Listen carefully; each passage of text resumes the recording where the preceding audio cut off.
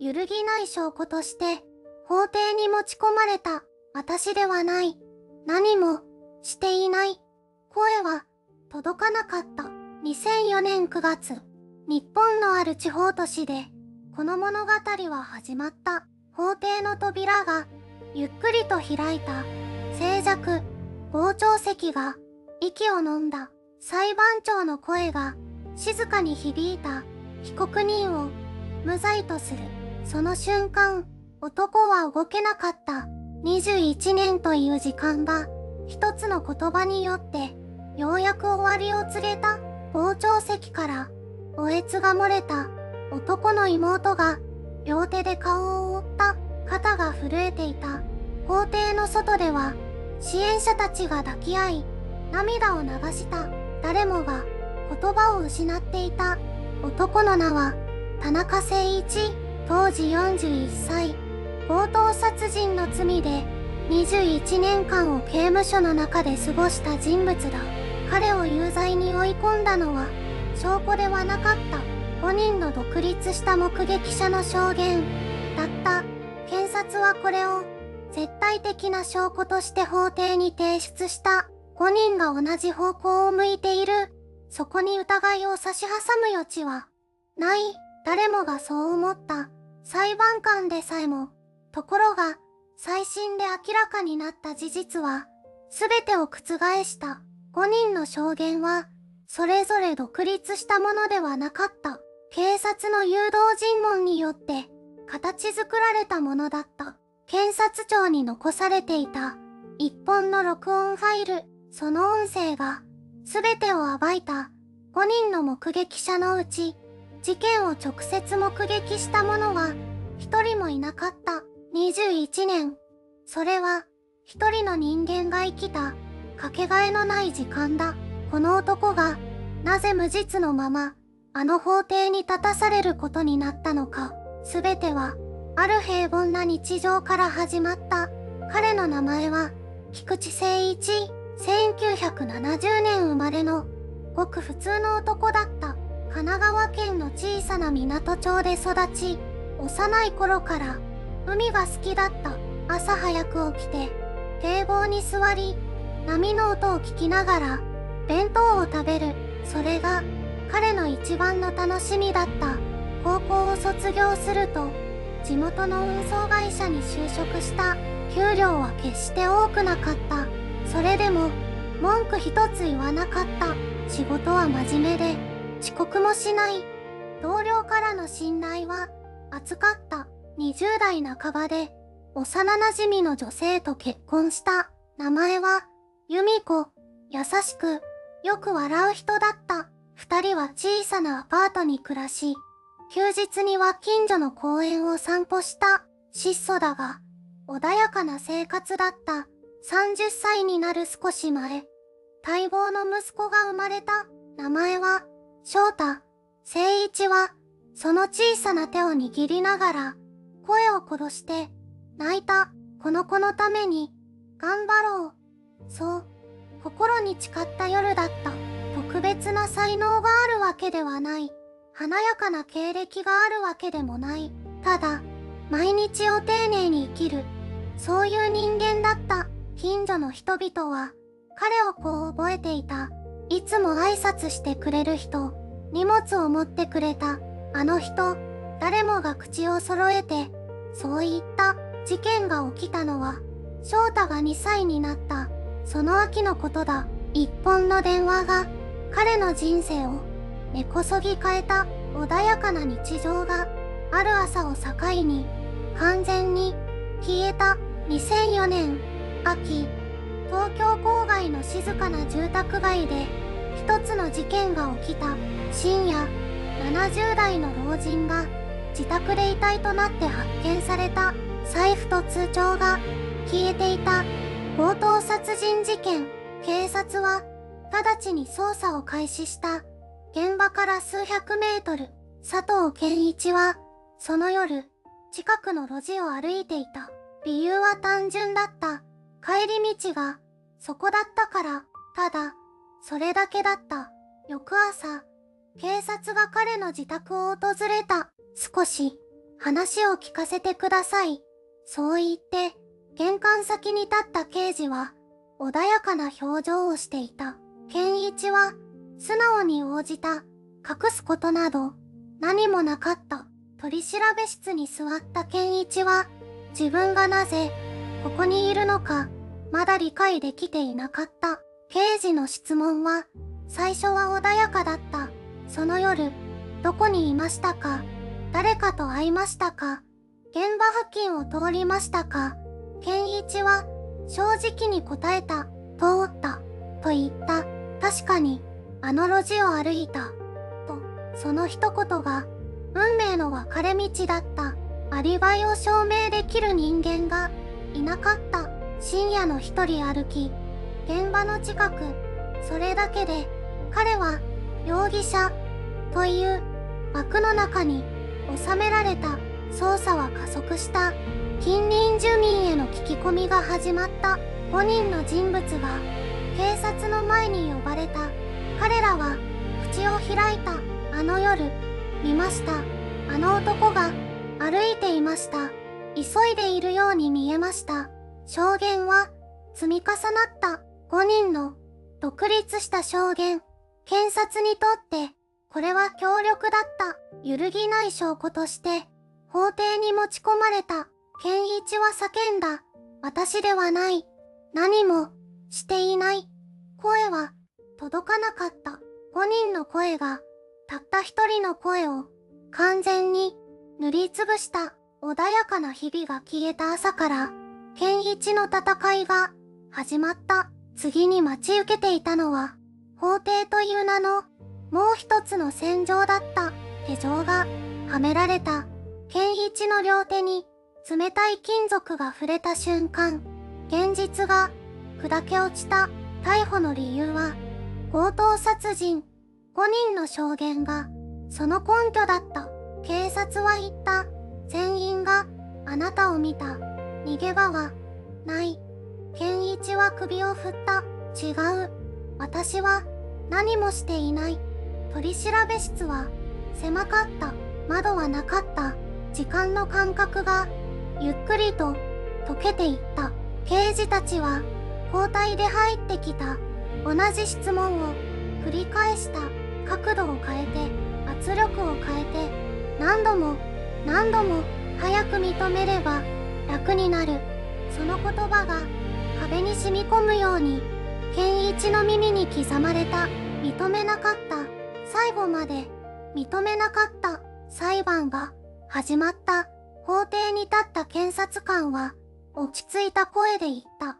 5人の独立した証人が被告を現場付近で目撃しています。5人独立した。その言葉が空気を変えた。傍聴席がざわめいた。裁判官の目が健一に向けられた。弁護側は反論した。証言の矛盾を指摘した。時間のずれ、場所の曖昧さ、細部の食い違い。検察は揺るがなかった。5人が同じ方向を向いている。それが真実の証明です。矛盾は小さな雑音として処理された。判決が下った。有罪、強盗殺人、懲役21年。健一は動かなかった。声も出なかった。ただ、天井を見上げた。白い天井がどこまでも続いているように見えた。後に再審で明らかになる。5人の証人のうち誰一人として事件を直接見ていなかった。取調室で刑事は言葉を選んだ。この方向から来た人を見ましたよね。この服の人を覚えていますか？誘導だった。暗示だった。証人たちは自分の記憶が植え付けられたものだと気づいていなかった。検察室に残っていた録音ファイルがその構造を静かに証明した。しかし、その事実が日の目を見るまでに21年という歳月が必要だった。扉が閉まった。鉄の音が廊下に響いた。健一の時間がそこで止まった。壁の向こうで待っていたのは終わりの見えない灰色の日々だった。扉が閉まった。鉄の音が廊下に響いた。健一の時間がそこで止まった。収容されたその日から棒の中は静かだった。外の世界の音が壁一枚の向こうに消えていった。朝が来た。点呼があった。食事が運ばれた。夜が来た。また朝が来た。繰り返される日々の中で彼が最初に失ったのは時間の感覚だった。季節が変わっても棒の中の空気はほとんど変わらない。夏は蒸し暑く、冬は骨まで冷えた。それだけが時の流れを教えてくれた。健一は自分が犯していない罪を背負い続けていた。俺はやっていない。何度その言葉を心の中で繰り返しただろう。面会室では家族の顔が少しずつ変わっていった。母の髪が白くなった。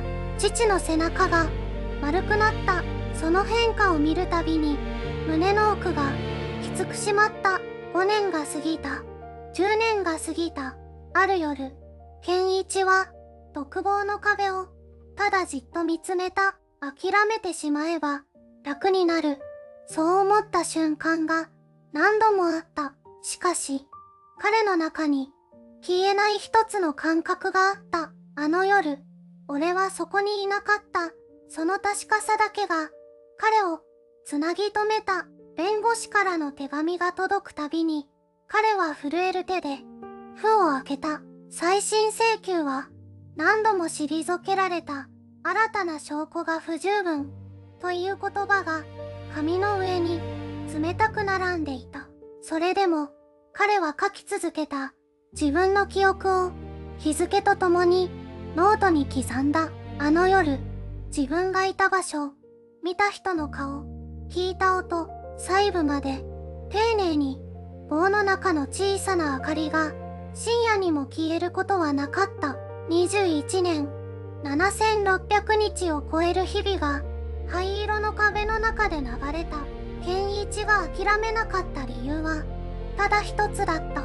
必ず誰かが気づく。真実は消えない。その日は静かに近づいていた。彼一人では決してたどり着けなかった場所へ。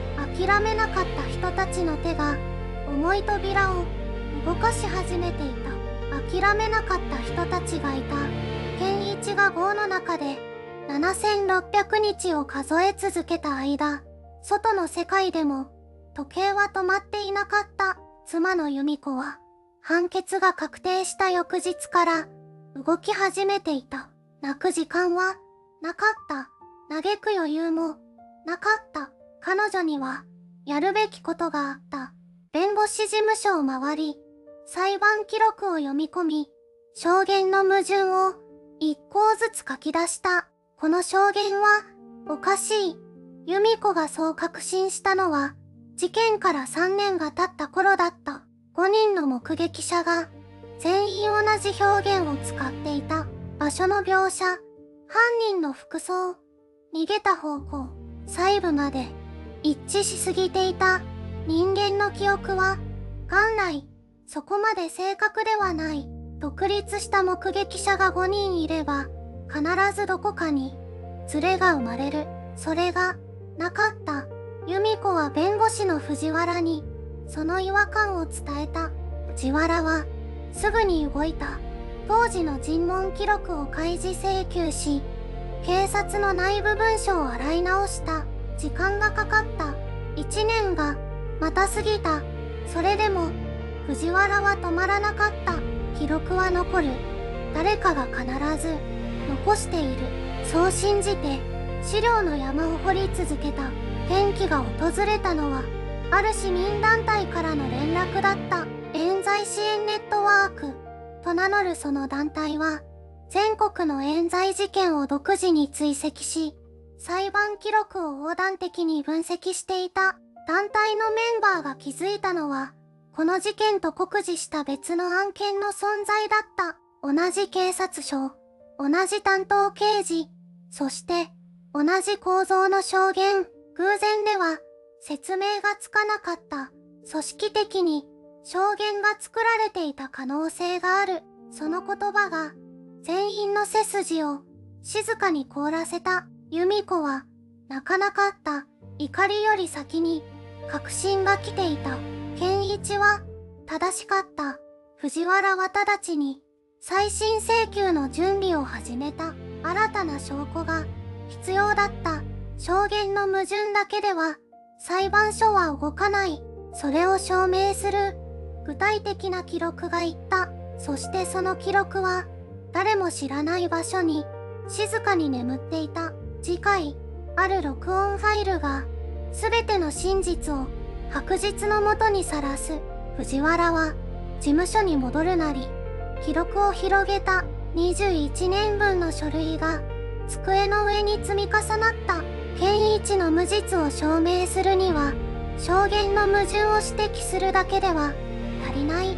裁判所が動くためには物証が必要だった。藤原は一つの仮説を立てた。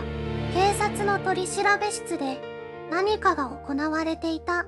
5人の証人が互いに示し合わせることなく同じ証言をする。それは偶然ではない。同じ情報を同じ方法で植え付けられた。そう考えるほかなかった。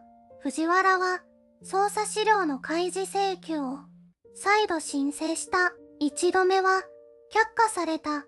2度目も同様だった。それでも諦めなかった。転機は思わぬ形で訪れた。2026年3月のことだ。一通の封筒が事務所に届いた。差出人の名前は書かれていなかった。中には小さな USB メモリが一つだけ入っていた。藤原はベール手でパソコンに差し込んだ。再生されたのは音声ファイルだった。日付は健一が逮捕された直後、第1回の参考人聴取の日。録音は検察庁の取り調べ室で密かに記録されたものだった。音声の中で担当検事の声が聞こえた。あなたは見たはずです。証人が戸惑いの声で答えた。でも私は、検事は続けた。もう一度よく思い出してください。暗い路地に男がいた。そうでしたね。沈黙があった。そして証人の声が小さく変わった。そうだったかもしれません。藤原は再生を止めた。静寂が部屋を包んだ。これが真実だった。5人の証言は独立したものではなかった。同じ検事が同じ手法で記憶を書き換えていた。藤原は目を閉じ、深く息を吸った。21年間、健一が抱え続けた重さが、今ようやく言葉になろうとしていた。この録音ファイルを裁判所に提出できれば、扉は開く。由美子に連絡を入れたのは、その夜のことだった。次回、再審請求が法廷へと動き出す。そして、歴史的な逆転が始まる。再審請求の書類が裁判所に届いたのは2026年の春だった。藤原が録音ファイルを弁護団に渡してから3週間が経っていた。法廷は静かだった。傍聴席には健一の姉、由美子の姿があった。21年間、彼女は諦めなかった。弁護人が立ち上がり、証拠を提示した。この録音には、検察官による誘導の痕跡が明確に残っています。裁判長が眉を潜めた5人の目撃者たちは、それぞれ別々に話を聞かれたとされていた。ところが実際は違った。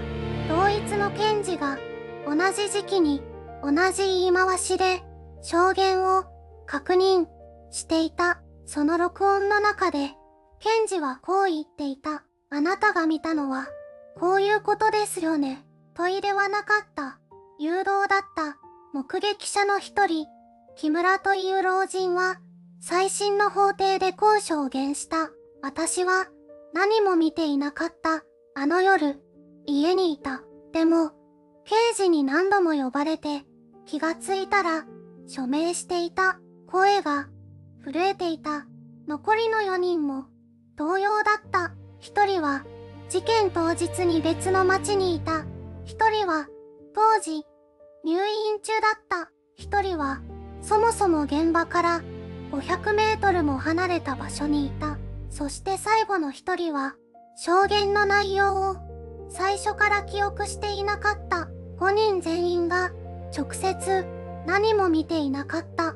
法廷に重い沈黙が落ちた。裁判長が静かに口を開いた。検察側はこの録音ファイルの信憑性について反論はありますか？沈黙。検察官は下を向いたまま何も言わなかった。その瞬間、由美子は両手で顔を覆った。泣いていた。健一は法廷の端でただ天井を見上げていた。21年という時間が今崩れ落ちようとしていた。判決の日まであと48時間。健一は眠れなかった。由美子が面会室の窓越しに言った。もうすぐだよ。健一はうなずいた。言葉は出なかった。次回、無罪判決の瞬間とその後に待っていた現実が明らかになる。判決の日、2026年1月、法廷の空気は張り詰めていた。裁判長がゆっくりと口を開いた。被告人は無罪。その瞬間、傍聴席がざわめいた。健一は動かなかった。目を閉じたまま、ただ座っていた。由美子のおえつが静寂を破った。弁護人がそっと健一の肩に手を置いた。健一はゆっくりと目を開けた。21年7665日。それが今終わった。釈放の手続きを終え、健一が外に出たのは夕暮れ時だった。空が橙色に染まっていた。彼はしばらく動けなかった。風が頬を撫でた。それだけで胸が苦しくなった。